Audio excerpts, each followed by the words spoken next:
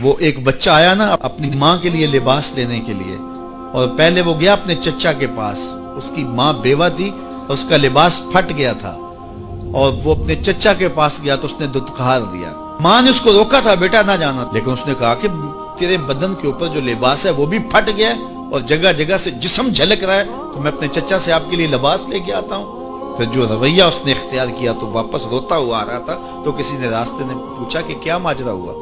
اس نے کہا چچا کے پاس گیا تھا ماں کے لیے لباس لینے، اس نے تو لا کے بھیج دیا۔ اللہ اکبر۔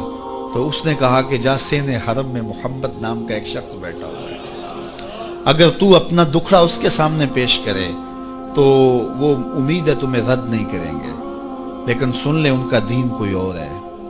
اللہ اکبر۔ اپنے ماں کے پاس آیا تو ماں کو کہا کہ چچا نے تو لا کے بھیج دیا، لیکن آپ کی حالت مجھ سے دیکھی نہیں جا رہی۔ بچہ ابھی شعور کی منزلوں میں قدم رکھ رہا تھا، پہلے بہت چھوٹا تھا، اب اس کے اندر ایک جذبات تھے بچے کے اندر۔ تو ماں نے کہا کہ بیٹا نہیں، ان کے پاس نہیں جانا، سنا ہے کہ جو ان سے ملے دین دھرم چھین لیتے ہیں اس کا۔ اللہ اکبر۔ تو حضور علیہ الصلوۃ والسلام کے پاس جانے سے ماں روکنے لگی، لیکن بچے نے کہا کہ امی میں پکا رہوں گا، بتوں کا وفادار رہوں گا، تم اس ٹینشن کو، اس پریشانی کو چھوڑ دو۔ اور حضور کی خدمت میں حاضر ہوا۔ حضور صحن حرم میں چادر اوڑے بیٹھے ہوئے تھے، اور جا کے کہنے لگا میں پہلے بات آپ سے کر لیتا ہوں، آپ کا دین میں نے قبول نہیں کرنا۔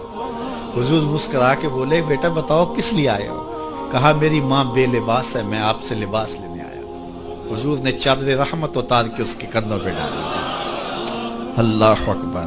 وہ واپس آ گیا اور ماں پر حضور کی چادر اڑائی۔ اللہ اکبر۔ اور ماں نے کہا کہ بیٹے اس نے اپنا دین تو نہیں تجھے دیا؟ کہا نہ، میں نے پہلے کہہ دیا تھا تیرے دین نہیں مانوں گا۔ ماں کہنے لگی پتر اس کا دین ماننا چاہیے، یہ جس نے رحمت کی چادر ہمارے سر پہ ڈال دی۔ اللہ اکبر۔ تیری تک کے ادامہ میں مرید ہو گئے۔ اس بوڑھی عورت کا قصہ بھی آپ نہیں بھول سکتے، جو گھر کا سامان باندھ کے اپنے دروازے پہ بیٹھی ہوئی تھی، اور اس نے سنا تھا مکے میں ایک جادوگر آیا ہے جسے ملتا ہے اس کا دین چھین لیتا ہے، کہیں ایسا نہ ہو کہ کہیں اس سے ملاقات ہو جائے اور وہ دین ہی میرا چھین لے، مجھے شہر چھوڑ دینا چاہیے۔ گھر کے تھڑے کے اوپر سامان باندھ کے بیٹھی ہے، حضور بھی گزرے، اس نے دیکھا تو کہا بھتیجے یہ سامان میرے سر پہ رکھ دے۔ حضور نے سامان اٹھایا، دیکھا تو بوجھل تھا، وزنی تھا، اور بڑھیا کو دیکھا تو کمزور تھی، تو کہا کہ بڑھیا اگر چاہو تو جہاں چاہتی ہو میں خود نہ چھوڑا۔ اس نے کہا اس سے بڑی مہربانی کیا ہوگی؟ حضور نے سامان اٹھایا ہوا ہے اور بڑھیا سے باتیں بھی کرتے جا رہے ہیں۔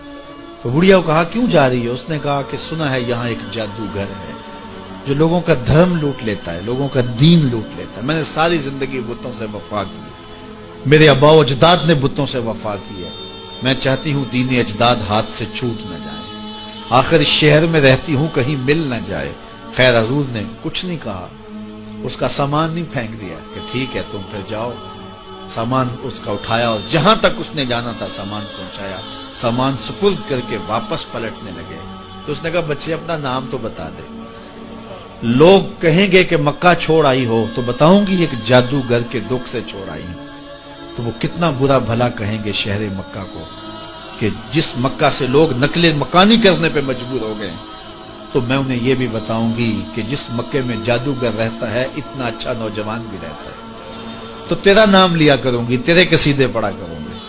تو حضور علیہ السلام مسکرا پڑے، کہا بڑھیا جس جادوگر سے بھاگ کے آئی ہے وہ تیرے سامنے کھڑا۔